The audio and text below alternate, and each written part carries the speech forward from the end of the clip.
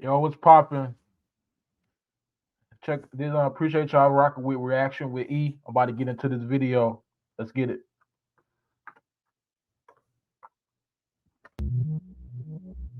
If you saw these guys walking up to your front door, you probably wouldn't know what to make of it. These car thieves are using sophisticated equipment to steal the signal from a key fob inside the house. Less than 30 seconds after launching what's known as a relay attack, the criminals and that car in the driveway are gone. So what they? Hold on. What? This is where it was stolen Right. from? Yep, it was right out front, and then they pulled up after hours and pulled it off. In car owner Ivy Stryker's case, thieves used a tablet to hack into his Dodge Charger by breaching the onboard diagnostic system, caught on security camera. They pulled up in another Charger. They flinked out, got in. They were in there for about 15 minutes. And then after that, you see a couple quick flashes like they're trying to break into the dashboard. What ended up happening to Ivy's Dodge Charger is pretty wild. We'll get back to that in a moment. But if you pay attention to the screen right there, you're going to see a key programmer light up. Basically, it looks like a tablet. Steve Lobello is a car security specialist just outside of Chicago. He focuses on countering keyless entry car hacking. Most recent trends that we've seen relay attacks, and probably the most common one that I do see is actual key programmers that you can just plug into the vehicle's diagnostic port or onto the CAN bus network. And what's a CAN bus network? Basically, think of it as the nervous center in the vehicle where everything has to process through. And so what? Bro, this some new level car thief. How old is this video, bro? It was this 3 months ago. Once you get access to the CAN bus network, you can control the car. You can pretty much do things such as delete keys, program new keys, and just basically speak to the vehicle. Exploiting some of these vulnerabilities, how quickly could you steal a car? And they want to do all electric. They only doing what the government gonna do to us. We keep room for these electric cars. Any of these smart cars, these digital, everything digital, bro. They hacking, bro. It was this Dodge in about a minute or less. Lobello showed us just how quickly thieves are able to hack in using a tablet. Okay, it's asking me to put the key next to the console. Press the unlock button. Once I do that, it should be good. It works.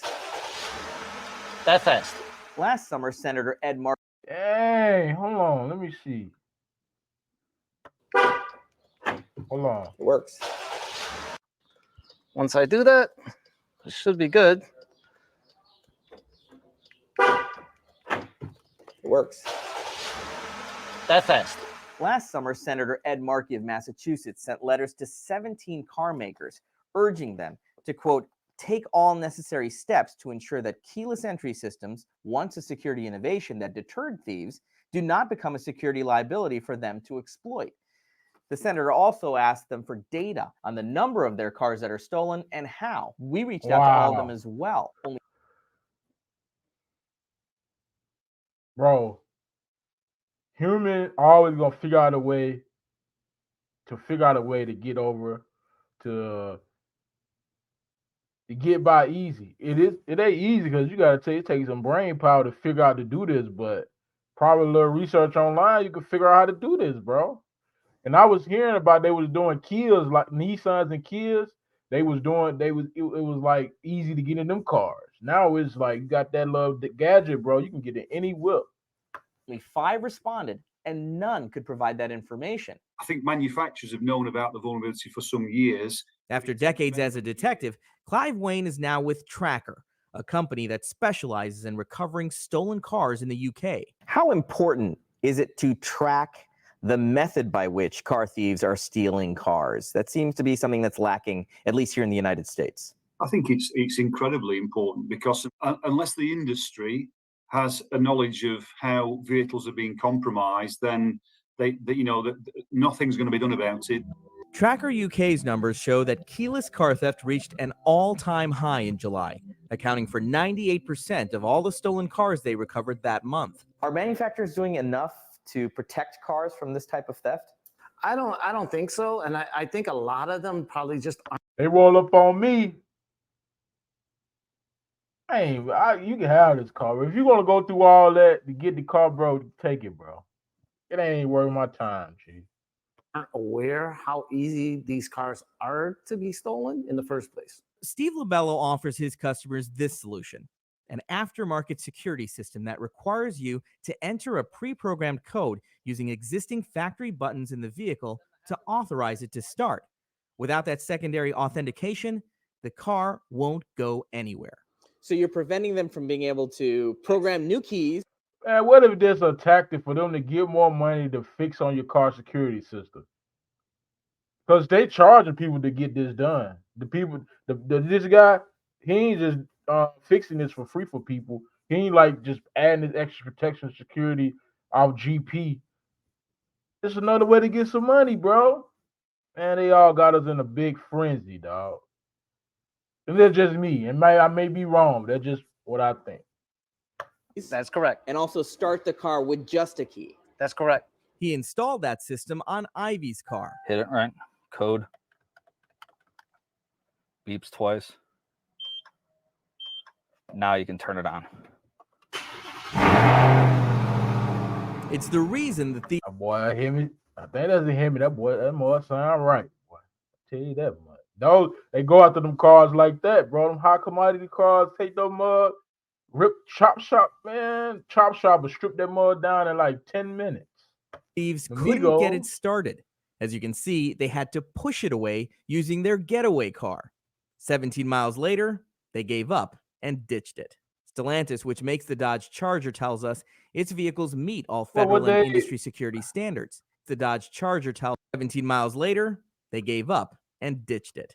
Stellantis, which makes the Dodge Charger car, to push it away using their getaway car.